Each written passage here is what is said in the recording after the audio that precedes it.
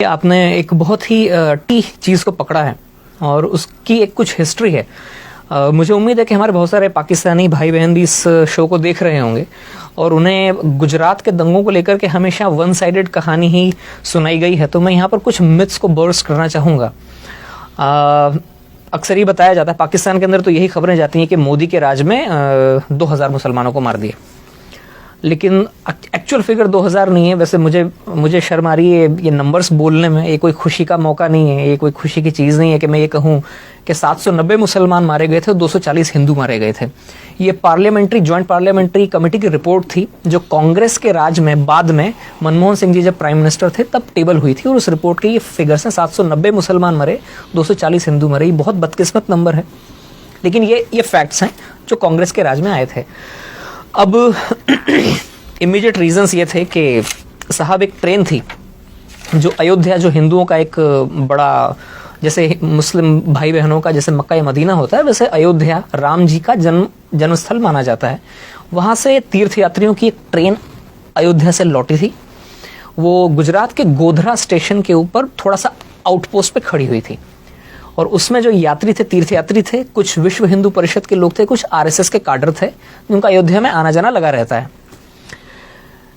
अचानक, and I से this with lot of डिसमे and lot of embarrassment, कि अचानक करीब 1000 मुसलमानों की भीड़ उस ट्रेन के उस डब्बे में पहुंचती है जहां पर इन लोगों के रिजर्वेशन थे। बोगी नंबर S6 और S7 इसे घेरती है। अचानक पथराव शुरू होता है और पेट्रोल में भिगो कर रुई के गद्दों को और तकियों को अंदर फेंका जाता है और आग लगाई जाती है, जिसमें 59 हिंदू जिंदा जलकर मर जाते हैं। 28 फरवरी सन 2002 का दिन था, सुबह 9:30 बजे के आसपास का वक्त था। इसमें 59 जो हिंदू जलकर मरते हैं। जैसे कि आपको जानकारी, इंडिया में जो स्लीपर डब्बे होते हैं उनमें 72 लोगों की सीटें होती हैं, तो 72 में से 59 लोग जलकर मर गए। उनमें 40 औरतें थीं और बच्चे थे। अब इसके बाद में 3 मार्च से बदकिस्मती से इंडिया में दंगों का इतिहास बहुत पुराना है। ये कोई मोदी राज के साथ में चालू नहीं हुआ है। ये मैं कह रहा हूँ, मैं कोई मोदी भक्त नहीं हूँ, ना मैं कोई बीजेपी का मेंबर हूँ, लेकिन ये रियलिटी है कि हिंदुस्तान में हिंदू मुसलमानों का दंगों का इतिहास बहुत पुराना है। बदकिस्मती से दंगे हो जाते हैं 3 मार्च से। जब शुरुआत में इस खबर को थोड़ा दबाया गया, लेकिन जब 59 लोग जिंदा जलकर उन पापड़ जैसे बन गई वो लाशें, और उन लाशों को जब ट्रांसपोर्ट किया गया था तो वो लाशें जहाँ जहाँ से गुजरी वहाँ से ये खबर फैलती चली गई और 3 मार्च से दंगे फसाद चालू हुए, जिनमें बदकिस्मती से जो फिगर्स मैंने आपको बताई उतने लोग मारे गए थे। अलबत्ता दूसरे फैक्ट्स जो हैं उन पर पर्दा डाल दिया जाता है।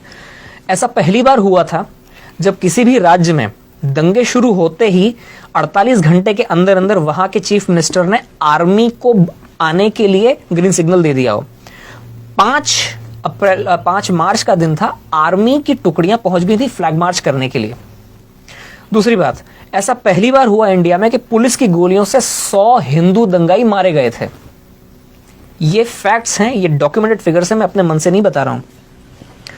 और ऐसा पहली बार हुआ था कि इस तरह से कट्टर, जो मुस्लिम्स के अंदर जो कुछ कट्टर और ऑर्गेनाइजेशंस थे, उन्होंने वहीं के पास में गोधरा में करीब 50 मस्जिदें हैं, 50-60 मस्जिदें, छोटा सा कस्बा है लेकिन 50-60 मस्जिदें हैं।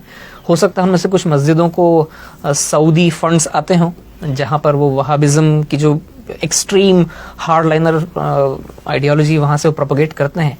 एक मस्जिद से मोबिलाइज हुई थी वो मॉब जिसने ट्रेन को घेरा था और जिस तरह से जलाया गया, ये भी पहला मौका था इंडिया के अंदर। ये उसका इमीडिएट रीजंस थे। इसके पीछे हिस्ट्री का थोड़ा सा और पीछे आप जाएंगे तो गुजरात की पॉलिटिकल अनसर्टेनिटी भी बहुत ज्यादा थी उस वक्त। ये मार्च 2002 की बात है। उससे 2.5 महीना पहले जब दिवाली के आसपास का वक्त था, तब ही मोदी जी को पैराड्रॉप किया गया था। अटल जी और आडवाणी जी के कहने पर उनको सीधे उठाकर चीफ मिनिस्टर बनाया गया था। वे गुजरात में उसके पहले कभी असेंबली के मेंबर तो क्या, चुनाव लड़ना तो क्या, वे कभी किसी म्यूनिसिपल कॉरपोरेशन का भी चुनाव नहीं लड़े थे। वे कोई इलेक्टेड फिगर नहीं थे और उस वक्त गुजरात में कई बरसों से पॉलिटिकल अनसर्टेनिटी चली आई थी। हर 6-8वें महीने में चीफ मिनिस्टर बदलते थे, और जो वहाँ की जो लोकल बीजेपी, स्टेट बीजेपी थी, उसके अंदर बहुत सारे गुट बने हुए थे और गुट आपस में ही लड़ते रहते थे। वो हालांकि बीजेपी मेजॉरिटी में थी, लेकिन फिर भी कोई एक तगड़ा लीडर नहीं था। कांग्रेस बहुत होपलेस कंडीशन में थी, लेकिन फिर भी वो इस इनफाइटिंग को थोड़ा बढ़ाने की कोशिश करती थी। कई सालों से ही चल रहा था, तो आप ये समझ सकते हैं कि पॉलिटिकल अनसर्टेनिटी थी। जब किसी भी जगह पर पॉलिटिकल अनसर्टेनिटी होती है तो वहाँ के एडमिनिस्ट्रेशन के ऊपर उसकी मार पड़ती है। एडमिनिस्ट्रेशन ढीला हो जाता है, पुलिस ढीली हो जाती है, और पूरी सोसाइटी में भी एक एजिटेशन हो जाता है, गड़बड़ हो जाती है। तो इन सब चीज़ों की रोशनी में एक नए आदमी को आप उठाकर चीफ मिनिस्टर बनाते हैं, जिसके ज़्यादा सपोर्टर्स भी नहीं थे। और इंडिया में ऐसा होता है कि काफ़ी चीज़ें इंटरपर्सनल तरीके से होती हैं। चीफ मिनिस्टर की उस वक्त हो सकता है वहाँ के पुलिस वालों से भी ज़्यादा जान पहचान ना हो, पुलिस वाले सुनते ना हो, इवन खुद अपनी ही पार्टी के लोग ऐसे मौके पर नए मुर्गे की टांग खींचने की कोशिश करते हैं कि मैं आपको यहाँ पे इसलिए टोक रहा हूँ, आपकी पूरी कहानी हम तक पहुंची और बड़ी इंपॉर्टेंट है। आपने फैक्ट्स के साथ बात की, ये वो फैक्ट्स है जो हमारे दर्शकों को जानने की जरूरत है। आपने एग्जैक्ट नंबर बताए कि हुआ क्या, इंसिडेंट क्या हुआ, क्या कुछ हुआ, और अनफॉर्चुनेटली ऐसा हुआ। मगर उसके बाद हम देखते हैं कि वो ना तो मोदी साहब ने किया था, मोदी साहब ने कंट्रोल किए, और उसी स्टेट में जहां ये इंसिडेंट पहले हुआ करते थे, फिर हमें आगे ये पता चलता है कि उन्होंने मैक्सिमम उसका कंट्रोल किया।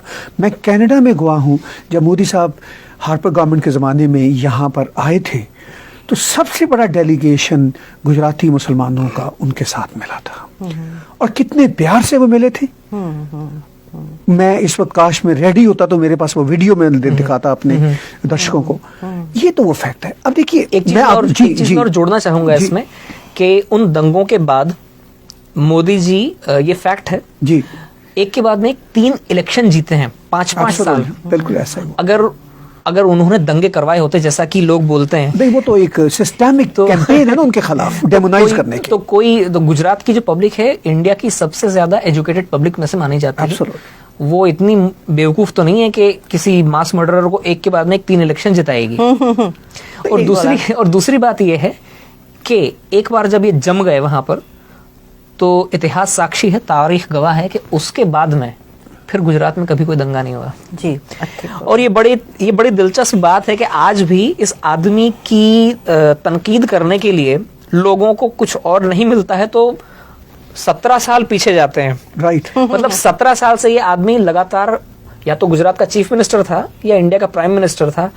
इन 17 सालों के कालखंड में इस आदमी के खिलाफ बोलने के लिए किसी को कुछ नहीं मिल रहा है। मतलब तो वो ये जो 17 साल पीछे जाना पड़ता है लोगों को।